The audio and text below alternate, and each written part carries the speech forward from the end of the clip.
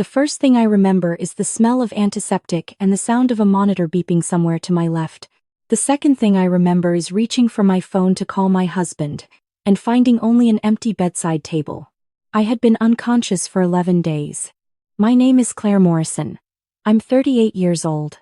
3 weeks before the accident, I had finalized the sale of my architecture firm, the company I had spent 9 years building from a home office with second-hand drafting software and a business loan my mother co-signed. The final number on the wire transfer was $9.2 million. I remember sitting in the conference room after everyone had left, looking at the signed documents stacked neatly in front of me, and crying in a way I hadn't cried since I was a little girl. Not from sadness. From something that felt too large to name. I called my husband from the parking garage. He didn't pick up. I left a voicemail telling him I had something incredible to share and that I was coming home. I was still smiling when I pulled onto the interstate. The rain had started 20 minutes earlier. The semi that crossed into my lane on the bridge did so without warning. I did not know any of this when I woke up. The nurse on duty that morning told me, gently, in the careful way that medical professionals deliver information they've rehearsed, that I had been in a serious accident, that I had 2 broken ribs, a fractured collarbone, a traumatic brain injury that they were still monitoring, and that I was very lucky to be alive. I asked for my husband. She glanced toward the door. Just a flicker, the kind of look that people think they're hiding but never do. She told me she would go find the attending physician and that she would be right back. She was gone for a long time. The doctor who came in was a tall woman with reading glasses pushed up on her forehead and an expression that told me she had delivered difficult news before. She explained my injuries in careful detail. She talked about the recovery timeline and the follow-up care I would need. She mentioned that I had been listed as a Jane Doe for the first 2 days because my identification had not been recovered from the wreck. I waited. I asked again about my husband. She sat down in the chair beside my bed, which is never a good sign. She said that as far as the hospital's records showed, no one had been listed as my emergency contact when I was admitted. She said that once my identity was confirmed, the hospital had made several attempts to reach my next of kin. She paused and chose her next words slowly. She said that the contact number they had for my husband had been answered once, and that the person who answered had told them they had the wrong number and hung up. I lay there with 2 broken ribs and a fractured collarbone and a brain that was still putting itself back together, and I thought about my husband's face when he laughed. I thought about the way he always burned the first batch of pancakes on Sunday mornings but made the second batch perfectly and pretended the burned ones hadn't happened. I thought about 11 years of marriage and the way he said my name when I walked into a room. I asked if I could borrow someone's phone. He didn't answer. I left a message. I called again from a nurse's cell phone an hour later using a different number. He picked up on the second ring. He said hello the way you say hello to a stranger. I said his name. I said it was me. I said I was in the hospital and I needed him. There was a silence that lasted long enough for me to understand that something was very wrong. He said, quietly and without any particular cruelty, that I should stop calling this number. Then he ended the call. I stared at the ceiling of my hospital room for a long time after that. The monitor beeped. The IV dripped. Somewhere down the hall, a television was playing a morning news program. My best friend Dana drove 4 hours from Cincinnati to be there by that evening. She walked into my room with a rolling suitcase, a bag of things she knew I would need, and an expression on her face that she was clearly trying to hold together. I knew Dana well enough to know that she only looked like that when she already knew something she didn't want to tell me. I asked her what was happening. I asked her to tell me everything. She sat down and took my hand and told me. My husband had told people I was dead. Not to everyone. Not in a public announcement. But to the people who mattered: our shared attorney, his family, our neighbors, the 2 couples we used to have dinner with on the first Saturday of every month. He had told them that I had been killed in the accident. That I hadn't survived. He had told our attorney this within 72 hours of the crash. He had told him that he needed to discuss the estate. Dana had found out because our neighbor had called her to express condolences. Not knowing that Dana and I were still in regular contact, Dana had tried to reach my husband immediately and had been blocked. She had then driven to the hospital, identified herself as my emergency contact, which she was, apparently, from the paperwork I had filed with my firm before the sale was finalized, which had not yet been updated in the hospital's own system, and had been sitting with this information for 3 days, waiting for me to be stable enough to hear it. I asked about the attorney. Dana said that our attorney, a man named Gerald who had handled the business sale and drawn up our estate documents, had told my husband that he could not release any assets or discuss the estate without a death certificate. She said Gerald had apparently been suspicious from the beginning and had told my husband he needed to come in with documentation. My husband had not yet produced anything. I said I needed to call Gerald. Dana handed me her phone. Gerald picked up on the first ring. He said my name with the particular relief of a man who has been hoping to hear a specific voice for some time. He said he had been trying to find a way to verify what he had been told without crossing lines he wasn't allowed to cross. He said he had made no disbursements. He said my accounts were frozen at my instruction. I had set up a precautionary freeze through my financial advisor the morning of the closing, which had gone into effect automatically. He said my husband had not known about this. He said there was something else. He said my husband had come into his office the previous week. He had not come alone. He had brought his wife. I heard that word and felt it move through me like cold water. Gerald said she was young. He said she seemed uncomfortable the entire time. He said she had barely spoken. He said when my husband introduced her, she had looked at a framed photograph on Gerald's desk, a photograph from our firm's opening, with me standing in front of the entrance, and she had gone completely still. He said she had grabbed my husband's arm and said she wanted to leave. He said my husband had dismissed her and continued pressing Gerald about the documentation. Gerald had ended the meeting shortly after. I asked Gerald if he had called the police. He said that what my husband had told him was told in the context of a legal consultation, and that the ethics of his position were complicated. He said he had contacted the state bar for guidance. He said he had been told that if he had reason to believe a crime was being actively committed against a living client, he had a duty to act, and that confirming my survival and protecting my assets was something he was both permitted and obligated to do. He said he was very glad I had called. I spent the next week making phone calls from a hospital bed with a fractured collarbone. I talked to Gerald every day. I talked to my financial advisor, who confirmed that my accounts were intact and secured. I talked to a family law attorney Dana found for me, a woman in her 50s named Patricia who had the calm, unhurried manner of someone who had seen every possible permutation of human betrayal and was no longer surprised by any of it. Patricia told me that what my husband had done, falsely declaring a living spouse deceased to gain access to marital assets, constituted fraud, and potentially a range of other charges depending on the jurisdiction and what else he had done in the intervening weeks. I asked about the woman he had brought to Gerald's office. Patricia said that was where it became complicated. She said that if my husband had represented to this woman that he was a widower and married her under false pretenses, then she too was a victim. She said I should not assume she knew the full picture. She said that before I assumed anything about anyone, I should try to find out more.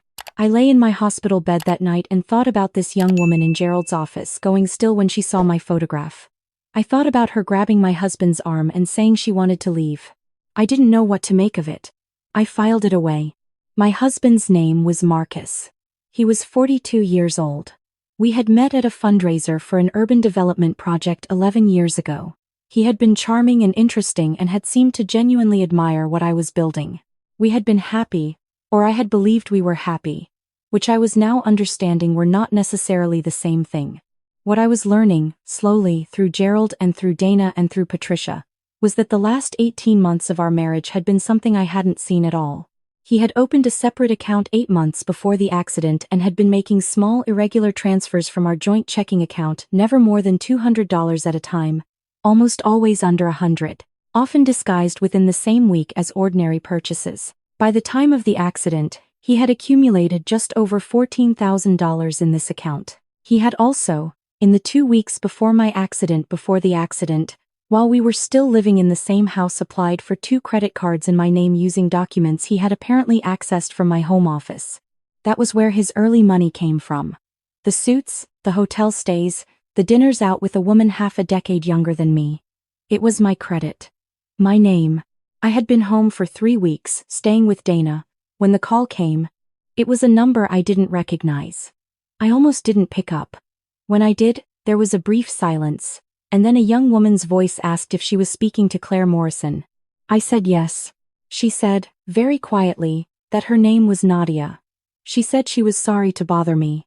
She said she didn't know where else to turn. I said nothing. I waited. She said she had been married to Marcus Webb for 6 weeks. She said that when she agreed to marry him, she had believed his wife had died in a car accident on the interstate. She said he had shown her a death notice. She described what it looked like, and she said she had had no reason to question it. She said she had grown up without a father and had a complicated history, and that Marcus had seemed like someone stable and dependable, which she now understood she had been desperate enough to believe without looking closely. She said that the day he brought her to the attorney's office, she had seen a photograph on the desk. She stopped. I could hear her breathing. I asked her what she saw in the photograph. She said she saw a face she had been carrying in her memory for most of her life. She said she saw a face that her mother had shown her in a photograph of her own, a photograph her mother had kept in a cedar box in the closet and had never fully explained. She said she had asked her mother about the woman in that photograph many times. Her mother had always changed the subject. She said her mother had died 2 years ago. She said in the weeks after, going through her mother's belongings, she had found the cedar box. She had found the photograph. She had found other things, 2 letters, documents, things her mother had never shown her. I sat very still. She said her mother had been involved with a man in the late 90s. She said it had been brief, and the man had ended it without explanation and returned to his family, and her mother had never told him she was pregnant. She said the man's name was Robert Morrison. My father's name is Robert Morrison. I have not spoken to my father in 14 years. He left my mother when I was 24. He remarried someone else and moved to another city and gradually stopped returning calls. It was not dramatic. It was ordinary and devastating, and I had made peace with it the way you make peace with a wound that healed crooked. It didn't hurt constantly anymore, but certain movements still caught. Nadia was 24 years old. Her mother had been involved with my father in the late 90s, when I was a teenager. She had been born in 1999. When I was 14 years old, she was my half-sister. I want to describe what happened inside me in the moment I understood this, but I'm not sure I have the language for it. It was not a simple thing. It was layered and strange and moved through me in waves, each one carrying something different. There was grief first, grief for what neither of us had known. Grief for all the years that had existed alongside each other without touching. There was anger at my father, who was apparently capable of leaving not 1 but 2 families without accounting for what he left behind. There was something else too, quieter and harder to name, something that felt almost like recognition. I asked her if she was safe. She said she was staying with a friend. She said she had not gone back to the apartment she had shared with Marcus since the day at the attorney's office. She said she had taken her documents and the cedar box and left while he was out and had not told him where she was going. She said she was scared of what he would do when he realized she wasn't coming back. I told her to stay where she was. I told her I was going to give her Patricia's phone number. I told her that she needed legal counsel too, and that Patricia would tell her exactly what her rights were and what to do next. Then I said something I hadn't planned to say. I said, I've been looking at that same question my whole life and didn't know it. I said, I think we need to meet. She was quiet for a long time. Then she said, I think so too. What followed was not fast or simple. Patricia spent considerable time advising both of us separately, given that we had separate interests in the situation, though she helped connect Nadia with a colleague who could represent her independently. Marcus was served with papers on a Tuesday morning. Gerald cooperated fully with the investigators. The fraud charges that were eventually filed included wire fraud, identity theft for the credit cards he had opened in my name, and making false statements to an attorney for the purpose of obtaining access to estate assets. The bigamy question was technically complicated since no divorce proceedings had been filed, meaning Marcus was still legally married to me when he married Nadia, which created its own separate set of charges. The morning he was arrested, I was sitting in Dana's kitchen drinking coffee and watching the rain against the window. Dana came in and showed me the news notification on her phone without saying anything. I looked at it for a long moment, then I set my coffee down and went back to looking at the rain. People ask if I felt better when it happened. I felt something, but better isn't quite the right word. There is a specific kind of exhaustion that comes with being betrayed by someone you trusted for a long time. It doesn't lift dramatically. It fades gradually, like bruising, and some days you press on it and it still hurts and other days you forget it was ever there. I met Nadia for the first time in person on a Saturday in April, at a small restaurant in Columbus that Dana had chosen specifically because it was quiet and had good natural light and corner tables where you could sit with your back to the wall and not feel exposed. Dana drove me there and sat 2 tables away with her book and a glass of iced tea, close enough to be present and far enough to give us space. Nadia was already there when I arrived. She was sitting at the corner table with her hands wrapped around a coffee cup. And she looked up when I walked in the way that people look up when they're not sure if they're hoping for something or terrified of it. She was dark-haired and had a particular way of holding herself that was careful and watchful, the body language of someone who had learned early to pay attention to rooms. She had my father's eyes. I had spent 24 years looking at those eyes in the mirror without realizing I was sharing them with someone I had never met. We sat across from each other for a moment without speaking. Then she reached into the bag beside her and set the cedar box on the table between us. Inside was a photograph. It was old and printed on the slightly glossy paper of the early 90s, the colors a little warm and faded the way photographs from that era always are. It showed my father standing in front of a car I recognized from my childhood, squinting slightly in the sun, his arm around a woman I didn't know. Beside the woman, half hidden behind her leg, was a small girl of maybe 3 or 4 with dark curly hair and enormous eyes. Below it, in a different slot, was another photograph. This one was of a teenager at what appeared to be a school event, holding a rolled-up certificate and looking directly at the camera with an expression that was part pride and part self-consciousness. The girl in this photograph was me at 14. I had no memory of this photograph being taken. I had no idea how it had ended up in a cedar box belonging to a woman I had never met. I looked at Nadia. I looked at the photographs. I thought about my father, who had been conducting 2 separate lives in the same city and had apparently kept track of both of us without ever letting us know the other existed. I said, "How long did your mother know about me?" Nadia said she thought her mother had known about me from the beginning. She said she thought her mother had followed my life quietly for years, not intrusively, not in a way that sought contact, but in the way of someone who needed to know that a piece of a person they had loved was still in the world. I thought about that for a long time. Here is what I know now that I didn't know before. That the people who raise us and love us are also people we never fully see, with entire interior lives and histories and choices that happened before we arrived and continued alongside us without our knowing. My father had been 2 different fathers in 2 different houses. Nadia's mother had carried a photograph of me for 20 years. Marcus had been building a separate future while eating breakfast across from me every morning. I had sold my company for $9.2 million and driven home to share the news with someone who was already in the process of deciding I was worth more dead than alive. I am not the same person I was before the bridge on the interstate. I'm not sure I'm worse for it. I am more careful now in ways that aren't cynicism, or I try to be. I am better at knowing the difference between the way someone acts around you and who they actually are. Though I know that skill has limits and I'm not going to pretend otherwise. My collarbone healed. My ribs healed. The brain takes longer, in ways that aren't always visible from the outside. Some mornings I wake up and the world is perfectly clear, and some mornings there's a slight haziness at the edges that my doctor says will continue to improve. I take it one morning at a time. The company I built exists now under different ownership, and I have the resources to do whatever I want next. I haven't decided yet. I've been taking the time to decide carefully, which is a luxury I didn't have before and don't take lightly. Nadia and I have had dinner 6 times since the restaurant in Columbus. We don't call each other sisters yet, out loud, though I think we both know that's what we are. It's a word that needs time to fit, after so long of not existing between us. We're learning each other slowly, the way you have to when you're starting from the beginning in the middle of 2 lives already in progress. She is sharp and observant and occasionally funny in a dry, quiet way that surprises me. She is working through her own anger at the situation at Marcus, at my father, at her mother's silence, and I recognize that anger because I lived inside something like it for a long time. Last month she texted me a photograph of 2 coffee cups side by side on a table at the place near her apartment where she works in the mornings. The caption said, "Reserved you a seat whenever you're in town." I looked at that photograph for a long time before I responded.